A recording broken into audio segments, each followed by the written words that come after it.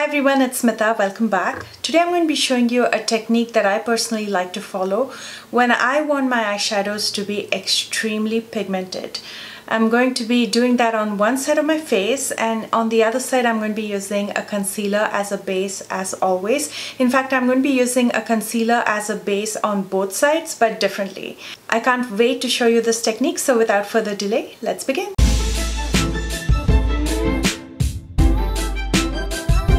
Before I start with the eyeshadows, I want to get done with my brows, and for that I'm using my favorite brow pencil. This is the Precisely My Brow from Benefit in the shade 4. I'm going to use the spoolie in the back to slowly brush my brow hair downwards first so I can clearly see on top and fill it in. And I usually like to just fill in the sparse areas and shape it up because my brows are so thick. That's pretty much it. So it's going to be a very light fill, and then again I'm going to be using the spoolie in the back to brush my brow hair upwards so I can clearly see at the bottom, and I'm going to shape and fill in my brows again. Because my brows are so thick, I don't like to fill in too much. I just like to fill in the sparse areas while shaping my brows. But if you have thinner brows, you can also use a pomade or an eyeshadow powder. That comes out much thicker and darker. And then I'm going to use the spoolie again to brush my brow hair just so all of the product distributes evenly. I'm going to finish up the other side off camera, and I'm going to be right back. I felt like I needed a little extra on my brows, so I'm going to be using the Milani Clear Brow Gel to brush my brow hair upwards so I get a fan brow effect. And the gel is going to hold my brows in place. It's a transparent gel, so it's not going to add any extra color to my brows. I'm going to clean up underneath the brows with some concealer. I'm going to be using the Milani concealer in the shade 145, which is a true match to my skin tone. And this brush that I'm using is from Doe Color. It's a flat concealer brush. To bring it all the way down to my lid, but I'm not going to be using it on my lid as a base because I will be doing something else which I will be showing you shortly. Using my finger to buff it out so there's no harsh edges left. And I'm going to be doing the same on the other side as well, off camera, and I'm going to be right back. Now that I've cleaned up under both the eyebrows with concealer, I'm going to use a little bit more concealer only on my left lid. Just a couple dots. And then I'm going to blend it out with a concealer brush. I'm not going to be doing it on my right side. I'm only going to be doing it on my left side. And I'm going to blend everything out. The brush that I'm using is a large concealer brush, and I'm going to link everything in the description box right below this video. And for my right side, I'm going to first choose the eyeshadow that I'll be applying on my lid. Today I'm going to be using the All Hallows Eve Pressed Powder Palette. This is by ColourPop. This is their brand new one. And I want to be using this beautiful purple shade called Observe. So that is going on my lid. So what I'm going to do is powder it and mix it with the concealer, which will be my base. So I'm going to powder a little bit of Observe, and I'm going to take a little bit of the same concealer that I've been using, and I'm going to mix them up. And I'm going to apply this on my lid as a base. With a flat shader brush, I'm going to dip into Observe again. It's going to be dry this time, so I'm going to use a flat shader brush to slowly press it on both my eyelids. I'm going to first start with my left eyelid, slowly pressing it using the flat shader brush. When working with matte eyeshadow, try to press it in rather than dragging or pulling or tugging on it. That's when it appears patchy. But when you press it in, it settles beautifully on your lids. And again, it doesn't have to be the same eyeshadow. You can also mix different eyeshadows. If you want to get a teal, you can do a green base and do a blue eyeshadow over it, or vice versa.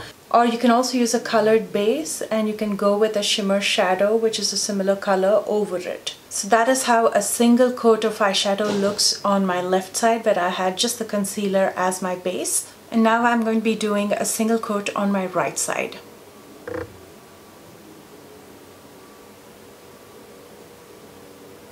I can already see a big difference. I'm not sure if you can observe. This looks more opaque than this side. So again, this is a single coat. I'm just using the same brush to press and spread it out. And for some reason, I feel like it is also looking less patchy than the other side. It's looking more opaque.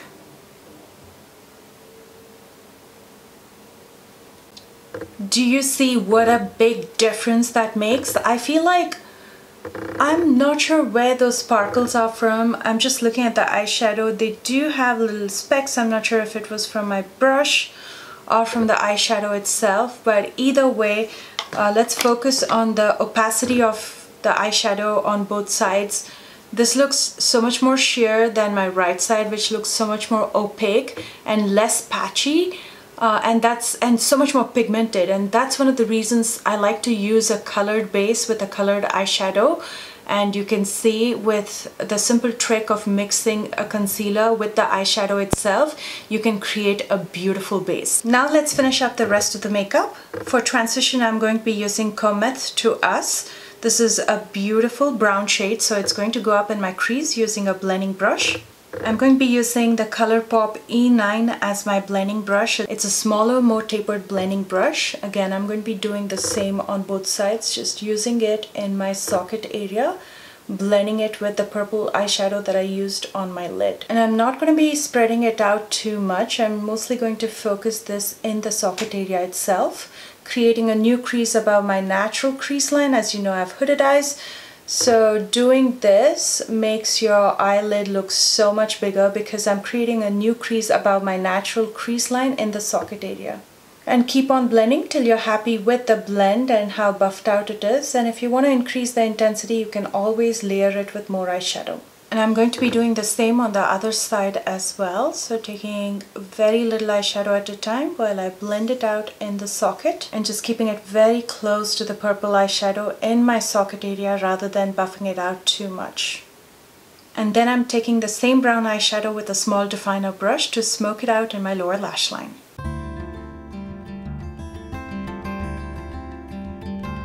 I'm just playing around with the eyeshadows here. I want to pick up some Wicked Ways. This is again a beautiful shimmery purple color. I'm going to use that in the inner part of my lid. I'm using it with a flat shader brush that almost looks like a duochrome. I see a little bit of blue in it as well. It's almost a lilac color and it looks absolutely stunning. Now let's try on the other side. Again, applying with the same brush to the inner part of the lid. Again, I feel like they look so different. The left side is so subtle and so sheer as compared to the right side. So depending on the kind of look that you're going for, you can do either left or right. The left side is more subtle, but if you want more pigment payoff, I would definitely consider doing the right side. And I'm also going to use it in the inner corner of my lower lash line.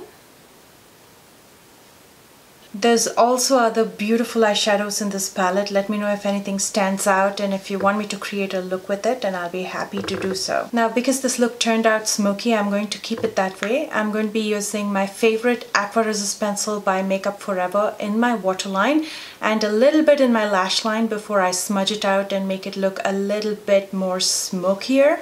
And please excuse any noise that you're hearing in the background. We are remodeling the house, so it is a little chaotic, but I'm trying to do my best, and that's one of the reasons I prefer doing voiceovers, so I can pick my time. Let me know which you like more. Do you like me to speak directly to the camera, or do you want me to do voiceovers? I'm going to dip into a little bit of black eyeshadow. This is called the Midnight with a smudging brush. The brush is from Folklore, and I'm going to lightly start smudging and smoking the black eyeliner. I love smudging it this way because it doesn't have to be perfect. It just has to look smoky, so no matter what you do, how you smudge, it's going to look smoky at the end. And I prefer this on my eyes than doing a sharp wing because, again, I have hooded eyes. And sometimes when I do the sharp wing, it interferes with the fold of the hood. But with a smoky liner, it's more forgiving. I'll be using my favorite universal shade of highlighter, Flash. This is the highlighter that I created in collaboration with Ofra Cosmetics, and this is my favorite highlighter. So I'm going to be using it to highlight my brow bones. See how it melts into the skin and almost gives you the glowing from within kind of a look. It's time to finish up, so I'm going to first curl my lashes. I'm using the Sally Hansen curler. I absolutely love this curler. It's inexpensive. It's from the drugstore and it goes a long way. I think I bought this like 4 years ago and I'm still using this. It's been very helpful. And for mascara, I'm going to be using the highly rated Anti-Gravity Mascara. This is by Milani Cosmetics. Going all the way from the roots of the lashes, pushing my lashes up while wiggling the wand. Now if you prefer to use false lashes, you can. But today I wanted to focus more on the eyeshadows and less on the lashes. So I'm going to keep it this way, and I like to do a lot of tutorials with my natural lashes without the false lashes, just to show you that you can do so many looks without using false lashes. Of course, it's always a choice. The makeup on my lid rather than using something very thick. But again, when I use false lashes, I try to use something that's wispy, where I can see the lid makeup through the lashes. I don't use anything very thick because I don't want it to cover the makeup on my lid. But again, that's a personal preference. I like something that fans out, so all the thickness is focused in the outer corner and less towards the lid. Everybody's preference is different. If you have more lid space and you can see the eye makeup, you can pretty much use any kind of lashes. And here is the completed look, on one side with just concealer as the base, and on my right side with concealer mixed with the eyeshadow before I use the eyeshadow on top of that base. Let me know which side is your favorite. Of course, this video is focused on getting that pigment payoff. If you're just talking about that topic, I would definitely go with my right side. But as a look, I actually prefer both. Depending on the occasion, I would do either or any day. But I'd love to hear your thoughts, so comment below and let me know. And if you enjoyed this video, as always, please don't forget to thumbs up. If you're new here, please consider subscribing, and do check out the description box for all the products that I used today, along with links to my social media in case you plan to follow me there. I love you guys so much, and I will see you soon with a brand new one. Bye guys!